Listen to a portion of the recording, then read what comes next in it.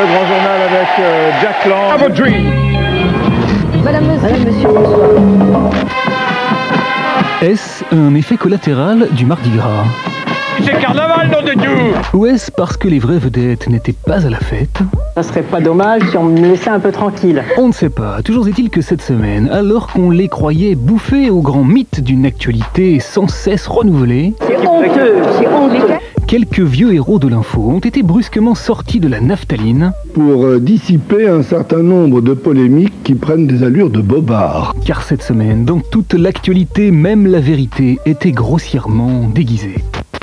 Notre aspirant président nous aurait-il raconté des cracks? Nous pouvons ramener le taux de chômage à moins de 5% de la population. Bobards. C'est-à-dire revenir au plein emploi. Eh ben ça se pourrait bien. 90 200 chômeurs de plus en janvier, c'est du jamais vu. 90 200 personnes, c'est comme si tous les habitants de Poitiers ou d'Avignon avaient perdu leur boulot en un mois. On n'a jamais vu ça. Et c'est pas tout. Ce chiffre ne prend pas en compte les dizaines de milliers de personnes placées en chômage partiel. Mais d'après lui, il n'y a pas de problème. Sur la stratégie économique, nous n'avons pas fait une erreur. C'est faux. Adjugé 32 millions aux 163. Et pendant ce temps-là, on assistait au carnaval des enchères à la vente de Pierre Berger. 10 400 000 dans la salle, 10 600 000 par Florence. 373 millions d'euros récoltés en 3 jours. J'en suis très heureux. Alors il y a crise ou il n'y a pas crise? Oh, on nous cache, nous. On nous dit rien. On n'y comprend plus rien. Plus on apprend, plus on ne sait rien. On ne comprend pas non plus pourquoi il y a de plus en plus de gens riches En France, le nombre de foyers soumis à l'ISF a augmenté de 7% l'an dernier. qui payent de moins en moins d'impôts. L'État s'est privé de 660 millions d'euros de recettes fiscales. La solution, c'est l'exonération. Et c'est même une loi qui encadre tout ça. Cette loi TEPA a quand même une bonne chose, c'est qu'on peut entièrement éliminer son ISF. La loi TEPA au détecteur de vérité. Notre film est devenu un tel succès que si je continue à en parler, je vais me mettre à vraiment pleurer de joie. Car après le triomphe de Slumdog Millionnaire, le film aux 8 Oscars, Slumdog Millionaire. il était difficile de comprendre quel était précisément l'état d'âme des habitants du bidonville de Dharavi.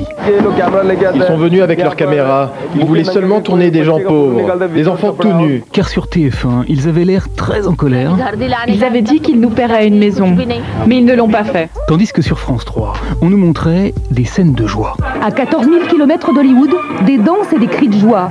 Car le triomphe de Slumdog Millionnaire, c'est aussi leur victoire à eux. Bon, sinon l'armée, c'est que quand c'est fini, Il faut que ça s'arrête. ça recommence. Je vous demande de vous arrêter. Voilà, il est 19h25. De la fusion entre la Banque Populaire et la Caisse d'Épargne, le secrétaire général adjoint de l'Élysée a été nommé à la tête des deux banques. Rappelons que cette décision intervient alors que la commission de déontologie de la fonction publique ne s'est pas encore prononcée. Nous avons besoin d'un soutien extérieur. Alors, que ce soit l'État, nous considérons que ce n'est pas la pire des choses. Maintenant, il y a la manière dont ça se fait. Et celle-ci, par contre, est un petit peu violente. On sent bien la coloration élyséenne. Ça n'est pas l'État qui s'investit, c'est le pouvoir, c'est le cercle proche de Nicolas Sarkozy qui est en train d'installer un réseau sur la France en mettant à tous les degrés essentiels de la décision économique des proches. Bienvenue chez les riches. C'est le nouveau credo de Danny Boone qui se classe très largement en tête du classement des acteurs français les mieux payés en 2008. Avec 26 millions d'euros, il devient même l'acteur le mieux payé de l'histoire du cinéma européen. J'aime beaucoup acheter aux enchères. C'est comme ça que j'avais surenchéri sur le tableau de l'Empika, Adam et Ève, qui appartenait à Barbara Streisand. Je suis allé jusqu'à 2 millions et puis j'ai abandonné. Qu'est-ce que je ferais aujourd'hui? On était arrivé à 2 millions de dollars, mais qu'est-ce que ça représente aujourd'hui, 2 millions de dollars? La question qu'on doit se poser, c'est qu'est-ce que je fais avec 1 million? Réponse, je me serre la ceinture. Elle est bien découverte comme il faut.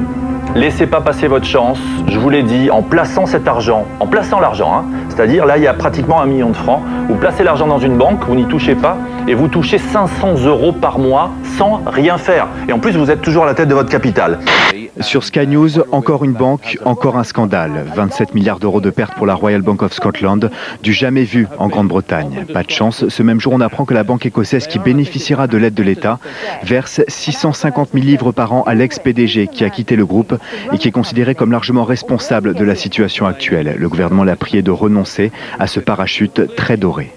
Pendant la guerre en Afghanistan, on avait besoin d'importantes sommes d'argent pour équiper les forces alliées afghanes. Et j'étais en charge de ça. Nous avons donné des millions. Et j'ai personnellement remis des millions aux chefs de ces forces alliées. C'était fait pour payer leurs armées. Mais on achetait surtout la reddition de prisonniers. On appelait des commandants ennemis sur leur téléphone satellite. Et on leur offrait des centaines de milliers de dollars pour nous vendre des milliers de leurs hommes. Et ça a marché à plusieurs occasions. Vous savez, c'était moins cher de claquer 100 000 dollars plutôt que d'envoyer un bombardier du fin fond de l'Amérique et de les bombarder.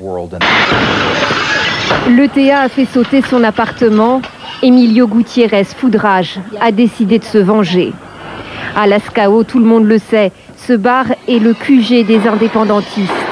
En quelques minutes, avec sa masse, il va rompre la loi du silence et tout saccager, avant d'être neutralisé par la police basque. Toute la nuit à Fort-de-France, le jeu du chat et de la souris entre les forces de l'ordre et les groupes de casseurs. Des casseurs peu nombreux, mais très mobiles, qui incendient des véhicules, ou ici en embuscade, qui caillassent des voitures de police. Certains témoins cités par une radio locale disent avoir vu des automobilistes se faire braquer par des hommes armés.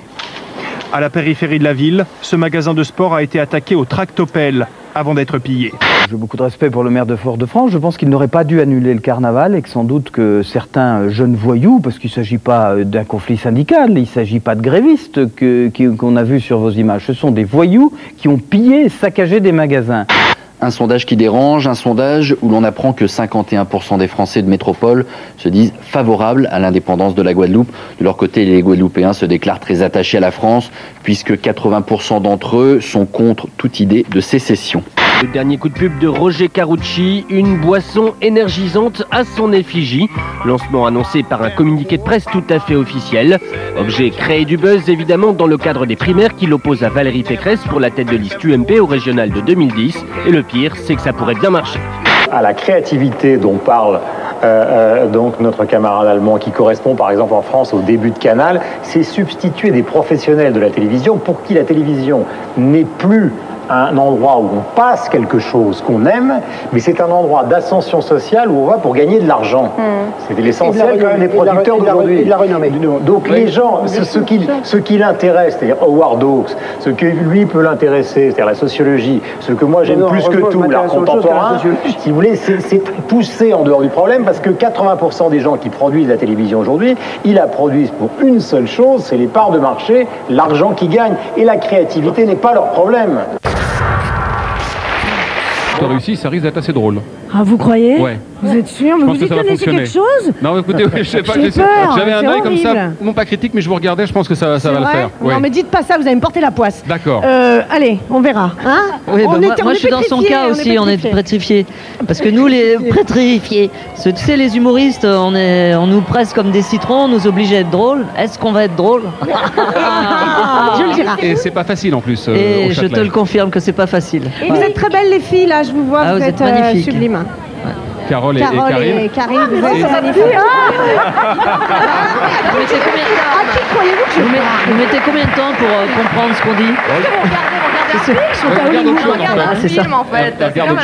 Vous êtes magnifique, je disais. Un petit mot sur la sortie de Cyprien mercredi dernier. Ah, Cyprien, ça cartonne, c'est génial. On est déjà à 130 000 spectateurs, donc c'est génial. On est très contents. Youpi. Bravo Mouloud. Voilà. Merci à vous.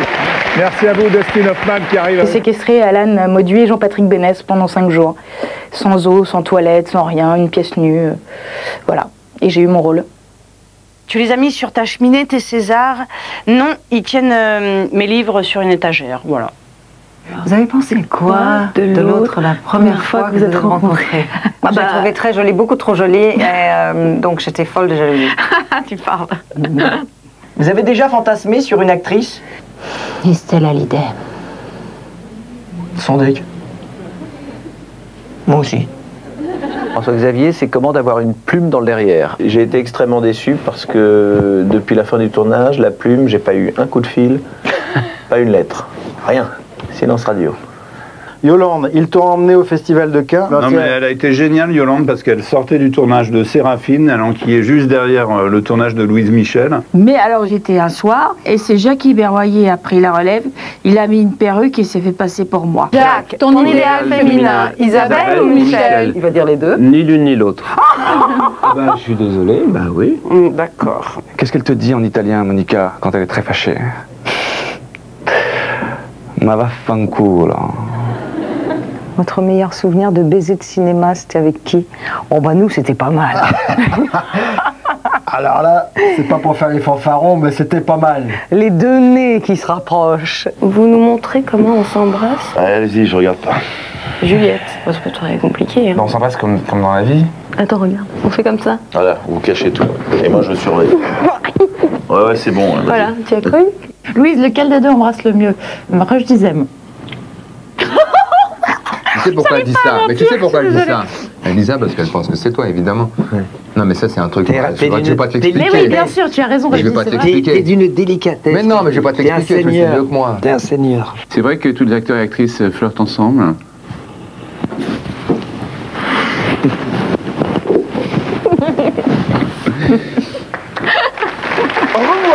Donc Antoine Decaune qui sera le maître de cette soirée, la présidente de la soirée. Charlotte Gainsbourg, bonne soirée à vous et à lundi.